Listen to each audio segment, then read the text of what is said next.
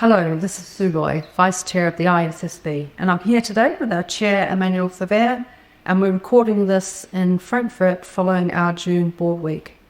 So as ever, it's been a busy few weeks in the world of sustainability disclosure, so Emmanuel and I are going to share an overview of some of the key announcements and events that have happened since we last recorded, before sharing some key insights from this week's board meeting. And before I do hand over to you, Emmanuel, I was lucky enough to be in Singapore last week and I did some outreach, and it was quite exciting because I met some of our listeners. So hello to our fans in Singapore who are listening to the podcast. And Emmanuel, a major announcement since we last spoke was our commitment to deliver full direct interoperability with GRI. So maybe a few words about that. Yeah, thank you, Sue, and certainly not a small thing to start the conversation on this podcast. I think we came to the view with clear market feedback that interoperability can do so much when there is actually not a common set of disclosures or a seamless connection that preparers can plug one standard and play with the other. And considering that, we announced our collaboration with GRI, evolving it into now a commitment by both boards and organizations to deliver full direct interoperability that would enable a seamless sustainability reporting. So the goal would be to provide a solution to those jurisdictions and all those preparers that want to propose a multi-stakeholder reporting system to be able to do so in a seamless manner. It will mean that companies looking to meet the information needs of both investors and a broad range of stakeholders can do so through the direct use of ISSB and GRI standards together in a seamless way. So to achieve this, the ISSB and the GRI Standard Setting Board, the GSSB, have committed to jointly identify and align common disclosures that would address information needs under the distinct scopes and purposes of our respective standards. And we will do this for both the thematic and the sector-based standard setting that's coming. So how would this help companies? Obviously, because it will optimize how GRI and ISSB standards can be used together to facilitate reporting on an organization's impacts, risks and opportunities, including the risks that arise from the organization's impact, which is where GRI and our work really intersects. So I think it is a major development for the harmonization of the disclosing landscape, given the remit of ISSB and our reach, but also the fact that GRI is the only full set of standards addressing impacts and the only international one existing, and certainly the most experienced with a 25 years of experience. So much more work to do on that front, but very promising for the midterm harmonization effort that is core to our mission. Talking about harmonization, Sue, this is not the only good news that we had to share, and so maybe you'd like to say a few things about the launch of the CDP's 2024 platform. Yeah, so I joined the CDP 2024 platform launch, where they opened their platform to 75,000 companies around the world to discuss how a CDP has aligned its questionnaire with IFRS S2, our climate standard. So CDP has now described IFRS S2 and our standards as being the foundational baseline for CDP's climate disclosure in this year's questionnaire, which is fantastic news, I think, both for us and CDP and for the market, because it means that if you're a company who uses the ISSB standards when it comes to filling out your CDP questionnaire, great news. The information that you've gathered can be used for your CDP questionnaire, and it means that if you are working on the CDP questionnaire, it helps you prepare to use the ISSB standards. So really a win-win situation, and I think something that really resonates both with us and CDP, because we're both really interested in efficiency in this reporting system, collecting data once for use in many different ways.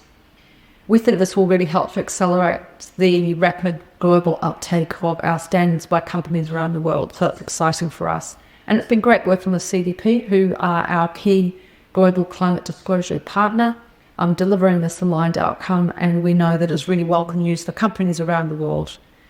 And speaking of partnerships, Emmanuel, another one that we advanced this month was with the African Development Bank.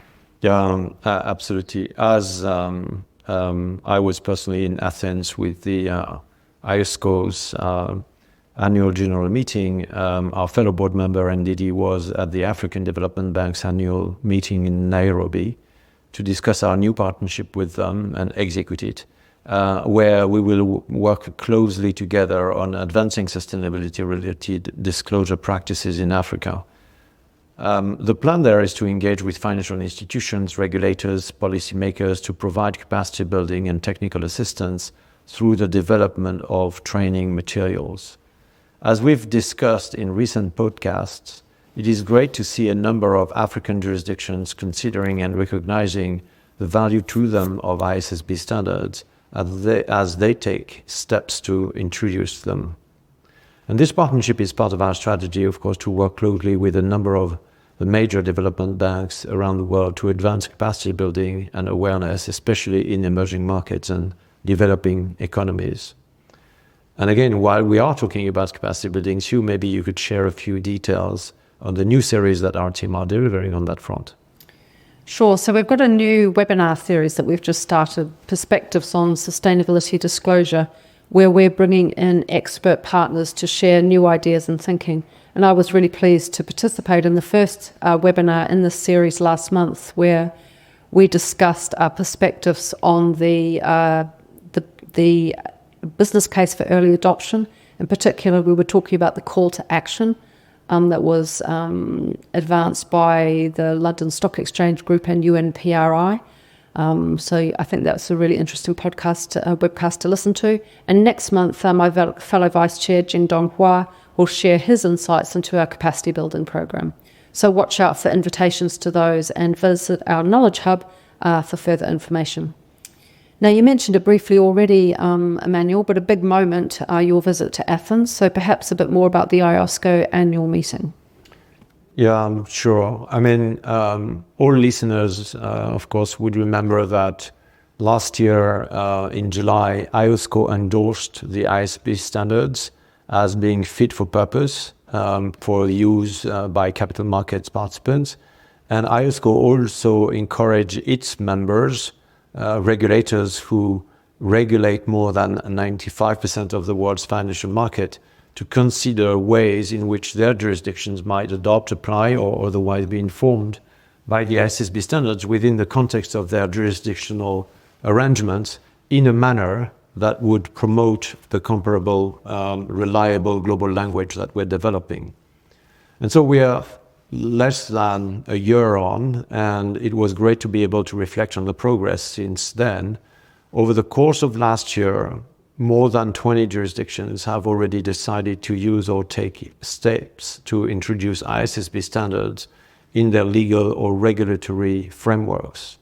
So together, these jurisdictions, as we shared in IOSCO's general meeting, account for more than 50% of the global GDP, the gross domestic products, globally, more than 40% of global market capitalization, which rises to around 75% of global market capitalization when you exclude the US, and more than half of global greenhouse gas emissions. So that was an important moment of reflection on how we start to see an inflection point in the building around the momentum of our work, basically. Certainly a feeling of gratitude, but also a feeling of responsibility for ensuring that those jurisdictional journeys will be fulfilled up to their completion, and how we can and we should support them in this journey. The latest inclusion was in that list of jurisdictions was China. Last month, days before the IOSCO's meeting, the Minister of Finance issued its exposure draft of Chinese sustainability disclosure standards for business enterprises, which they said are based on the ISSB standards, draw on the beneficial experiences of ISSB standards and aligning with China's context and showcasing China's unique characteristics. And so talking about what we can and how we should be supporting those jurisdictions. While we were in Athens, we also published our jurisdictional guide, and I think it would be very helpful if you could share a few words about the purpose of that guide. Sure. So the inaugural jurisdictional guide, to give it its full name, and it comes in two parts which really reflect its two key purposes. So the first purpose is to provide support to jurisdictions in a number of ways, and essentially it sets out information that's useful for jurisdictions to think about when they're making decisions about what they do about sustainability reporting in their jurisdiction and the extent to which they will use or build on our standards.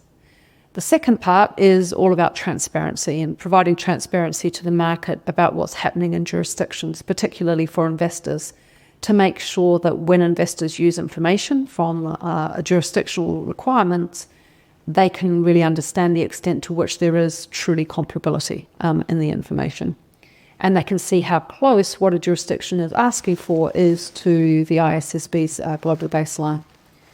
And it also enables us overall to get a picture of just how well we're doing collectively to achieve our ambition of getting a set of globally comparable information made available to investors around the world. So a really important document. And speaking of jurisdictions, looking at our standards, I mentioned briefly that I was in Singapore, and I was really lucky to be last week in Southeast Asia, in Singapore and in Malaysia. And that was a really great opportunity to engage with our stakeholders there, including to introduce this inaugural jurisdictional guide, to talk about their roadmaps and their journeys and planning there in those two markets, and to talk about what they're thinking about and how we might work together directly or with partners to support capacity building. So, really impressive progress, I think, in both those places. And that brings us here to Frankfurt this week. So a hybrid board meeting. So many of our colleagues are dialing in remotely, but the European-based board members are here in Frankfurt. So what have we been up to? Well, as you said, the European-based board members have been pretty busy, all of us, in different ways, but also combining our presence. And we started the week actually on Monday with a conference here in Frankfurt, which was a great opportunity to discuss the momentum, especially within Europe, and to hear from some leading academics on the path ahead. Always, impressive to see the level of engagement here in Frankfurt with the community. We also had a meeting of our Sustainability Standards Advisory Forum, which you chaired, Sue, which is a group of 13 representatives of jurisdictions and regions from around the world working with us toward the global baseline, where there was, I understand, a good discussion on digital reporting, the enhancements to the SASB standards, and also a discussion on how we can best engage with forum members to inform our research projects on nature and human capital. And finally, we're having a meeting of our transition implementation group. We'll cover the details of that very technical meeting in a standalone podcast that looks at the questions about implementing IFRS S1 and IFRS S2 that the group considered and discussed. And by the way, even if that's going to be a very technical meeting, I think it would be great for most of you, our listeners, to attend, because this is where gradually, with the implementation of S1 and S2, we need to migrate the level of technicality of our conversations. So thanks for trying this one, please. And that takes us probably to our board session today, which this week was about the SASB standards. Yes, so those listening might recall that we decided as part of our new 2-year work plan to focus on enhancing the SASB standards alongside starting research on biodiversity and on human capital. And so the meeting today was not a decision-making meeting. It was a meeting I'm not sure that we've done before actually at the ISSB, where the staff is sort of sharing their thinking to date and getting feedback from the board before they come back with a more fully developed paper with recommendations on how to prioritise the different streams of work that can do to enhance the SASB standards, because it's a big block of work. We've got 77 industries, 11 sectors. So, what do we do first? So the discussion today was about the criteria that we could use to decide how to slice and dice and prioritize those streams of work. And the overarching approach that the staff was recommending that we consider was how we would best do that to ensure that the SASB standards can be relied on to really support the application of IFRS S1, which relies on the SASB standards to inform disclosures beyond climate. And, how do we do this work in a way that best supports that? And what the staff recommended and what we talked about today was building on the same criteria that the board used to choose the topics to focus on in our 2-year work plan. There were, I think, 7 criteria there. And the fact that the staff felt that there were 4 of these criteria that would be particularly relevant when it comes to working out what to do with the SASB enhancements. And those are the importance of the matter to investors, the types of companies, industries and jurisdictions that are likely to be affected, the complexity and feasibility of the project, so how quickly we might be able to progress it, and the interaction of the work with other projects that we are doing and other projects that fellow standard setters are doing. So what we talked about quite a bit there was that the work on nature, biodiversity and human capital will have an industry-based component. So that's, I think, necessarily part of the work that we'll be thinking about as part of the SASB enhancements.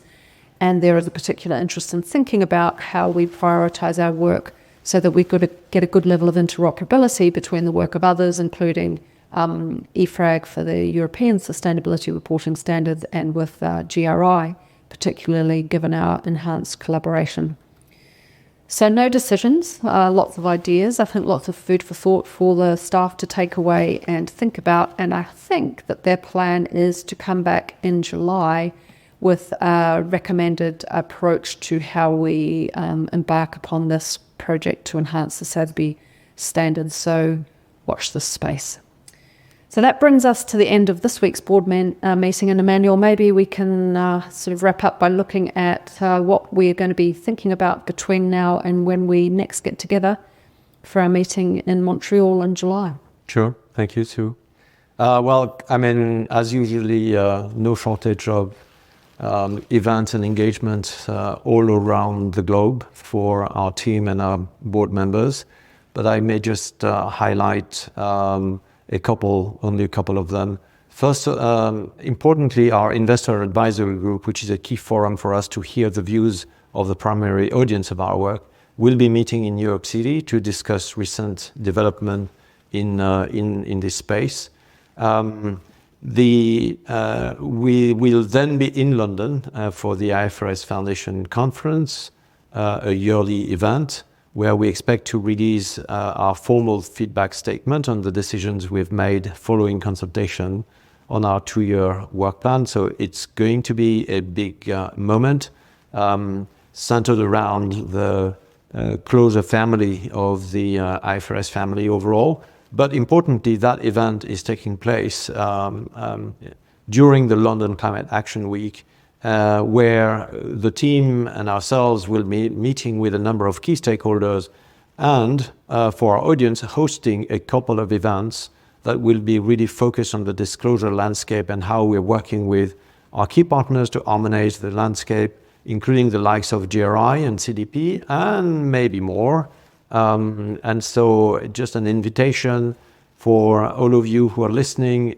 There will be important news shared during these events in the London Climate Action Week as part of the wrap-up of this 1-year process, really, of thinking about our next agenda of work and now working with partners on how we can deliver it in a manner that really serves the purpose of creating better information for better decisions for the capital markets. So stay tuned, look at your social media announcements. There may be, save the date for those events if you want to attend digitally or in person.